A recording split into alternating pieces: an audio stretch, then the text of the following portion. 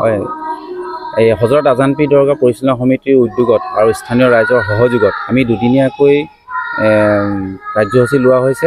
আজি 8 আৰু 9 তাৰিখ। আজি 8 তাৰিখে পুৱা 9 বজাত আমাৰ পতাকা উত্তোলন কৰিলে আমাৰ সভাপতি ডাঙৰীয়া হাৰুনুৰ ৰছিদ চাহাবে, আৰু তাৰপিছতে আমাৰ 10 বজাত এই আমাৰ যিখন আজি সদৌ অসম ভিত্তিত জিকিৰ প্ৰতিযোগিতা এখন ইতিমধ্যে আমাৰ উদ্বোধন কৰিলে কবি সন্মিলনৰ প্ৰাক্তন সভাপতি প্ৰেম গগৈ ডাঙৰীয়াই। আৰু গধূলি আমাৰ 6 বজাত আমাৰ জিকিৰ মেহফিল হ'ব আৰু উদ্বোধন কৰিব আমাৰ হকিকুৰ ৰহমান ছাৰ। আৰু অহাকালিলৈ দেওবাৰে 10 বজাৰ পৰা মুকলি সভা হ'ব। তাত আমাৰ কেইবাগৰাকীও বিশিষ্ট ব্যক্তি আমাৰ উপস্থিত থাকিব। আমাৰ প্ৰাক্তন মন্ত্ৰী পৰিবহণ মন্ত্ৰী যোগেন মোহন ডাঙৰীয়া আৰু আমাৰ শ্বিলঙৰ প্ৰাক্তন মন্ত্ৰী ছৈয়দুল্লাহ নংগ্ৰুম তেখেতো থাকিব। আৰু আমাৰ শিৱসাগৰ ডিষ্ট্ৰিক্টকে ধৰি বিভিন্ন প্ৰান্তৰ পৰা আমাৰ বিশিষ্ট ব্যক্তিসকল আহি উপস্থিত হ'বহি।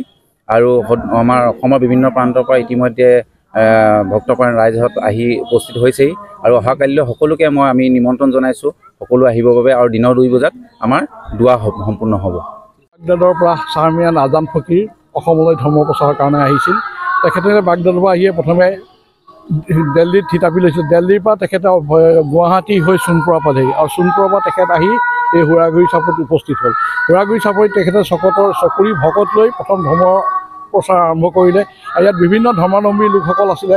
এই ধৰ্মাৱলম্বী লোকসকলক ধৰ্মৰ প্ৰতি আকৃষ্ট কৰিবৰ কাৰণে তেখেতে প্ৰত্যেক ধৰ্মৰ গীত মাতৰ লগত সংগতি ৰাখিলে জিকিৰ ৰচনা কৰে। জিকিৰত আইনাম, বিয়ানাম, পালনাম পৰা আৰম্ভ কৰি বিহুৰীয়াল যিলৈকে জিকিৰ আছে, আৰু এইবিলাক জিকিৰৰ থ্ৰুৱেদিয়ে তেখেতে ইয়াৰ স্থানীয় মানুহখিনিক ইছলাম ধৰ্মলৈ দীক্ষিত কৰিছিলে। আৰু এই পীৰজনাৰ এই সমাধিস্থলত ভাৰতবৰ্ষৰ বাহিৰেও বিদেশৰ বহুত পৰ্যটকৰ এনেকুৱা দিনত ভিৰ হয়। নৱেম্বৰ, ডিচেম্বৰ, জানুৱাৰী, ফেব্ৰুৱাৰী, মাৰ্চ, এপ্ৰিললৈকে বহু মানুহ অসমৰ বিভিন্ন জিলাৰ পৰা মানুহ আহে। বিশেষকৈ লোৱাৰ আছামৰ মানুহবিলাক প্ৰায় বাছ লৈ ইয়াত অহা দেখা যায়।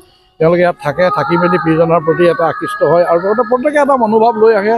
আৰু সেই মনোকামনাও মই দেখিছোঁ ইয়াত পূৰণ হয়। আৰু সেইটো কাৰণে ভক্তভাৱতেই আজি ইয়ালৈ আহে। আৰু আজি দুদিনীয়া কাৰ্যসূচী আমি উৰুচ আৰম্ভ কৰিছোঁ। মাঘ মাহতেই তেখেতৰ জন্ম আছিলে, সেইকাৰণে আমি মাঘ মাহৰ ভিতৰতে যদি দৰগাহ পৰিচালনা সমিতিয়ে উৰুচটো আৰম্ভ কৰোঁ। আজি পুৱাৰ পৰাই উৰুচৰ আৰম্ভ হৈছে। পুৱাৰ পৰা পতাকা উত্তোলন কৰিলে পৰিচালনা সমিতিৰ সভাপতি ডক্টৰ হাৰুনুৰ ৰছিদ ডাঙৰীয়াই। তাৰপিছতে বৃক্ষৰোপণ কৰিলে। বৃক্ষৰোপণৰ পিছতে জিকিৰ আৰম্ভ হ'ল। এই জিকিৰখনি আজি উদ্বোধন কৰিলে অসম কবি সভাৰ প্ৰাক্তন সভাপতি প্ৰেম গগৈ ডাঙৰীয়াই। আজি যথেষ্ট আমি দেখিছোঁ জিকিৰ প্ৰতিযোগী আজি ইয়াত অংশগ্ৰহণ কৰিছে।